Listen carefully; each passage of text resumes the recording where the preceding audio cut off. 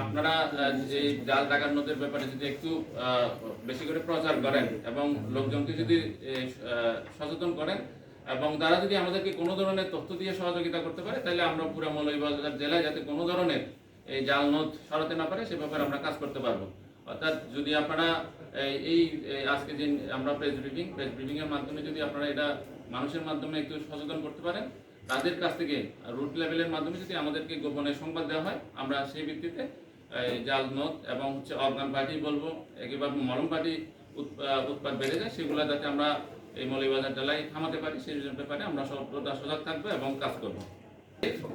খুব গুরুত্বপূর্ণ বিষয় আমি আগেও বলেছি, সেটা হচ্ছে যারা এই ধরনের কর্মকাণ্ডের সাথে আগেই জড়িত ছিল আমরা তাদেরকে ট্রেস করতেছিলাম। তো যাকে আমরা ধরেছি যোগেন্দ্র মল্লিক, তার বিরুদ্ধে আমরা আমাদের যে ক্রাইম ডাটাবেস আছে এখানে আমরা চার্জ করে দেখলাম যে তার বিরুদ্ধে গত বছর একটা একই ধরনের মামলা র্যাব কর্তৃক শ্রীমঙ্গল থানায় করা হয়েছিল এবং সেখানে বিপুল পরিমাণ জাল টাকার নোট উদ্ধার করা হয়।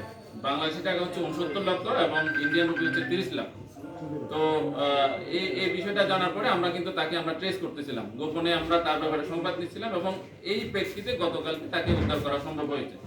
আর আরেকটা প্রশ্ন হচ্ছে এই যে যেখানে মেশিন আমাদের এখানে আছে কিনা সেটা আমরা এই মুহূর্তে বলছি না। আমরা যেহেতু তদন্তের একটা অংশ, আমরা আশা করি সেটা মৌলভীবাজারে হোক অথবা বাংলাদেশের যে কোনো প্রান্তে হোক, আমরা এই মেশিন সহ এই লোকদেরকে আটকাতে পারবো।